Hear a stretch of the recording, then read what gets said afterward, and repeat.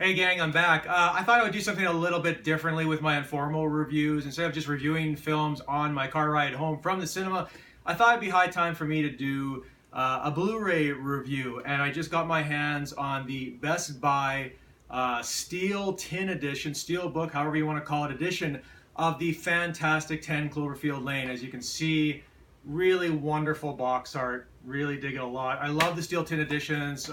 They make wonderful collectibles.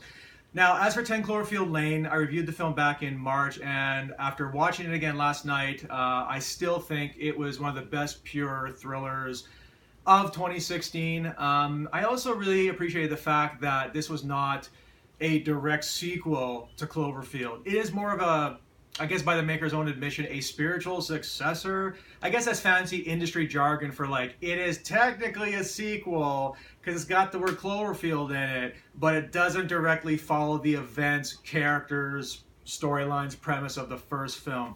Whatever, because this film is pure rock and roll as far as thrillers go.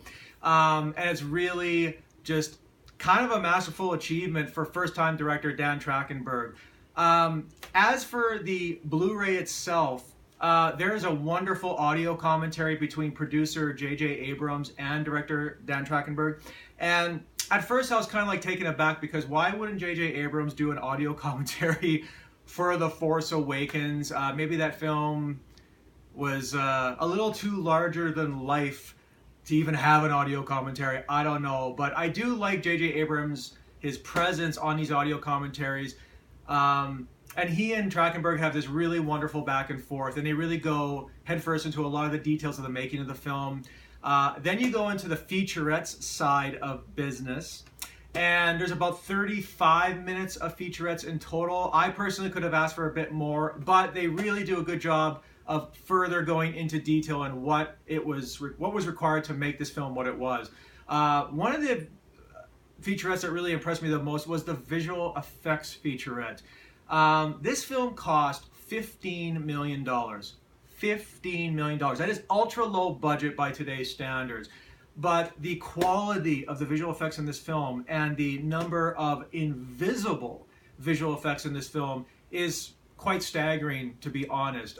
There were shots of the house that were completely computer generated. There's shots of the surrounding fields around the house. There's so many little tiny moments involving computer generated imagery that I had no idea were the product of visual effects. And I think that's what makes visual effects really work and sing when they don't draw needless attention to themselves. I still think that the third act of the film doesn't 100% work. I don't think it works nearly as effectively as the first two-thirds, but nevertheless, 10 Cloverfield Lane is still one of the most sublime surprises of 2016.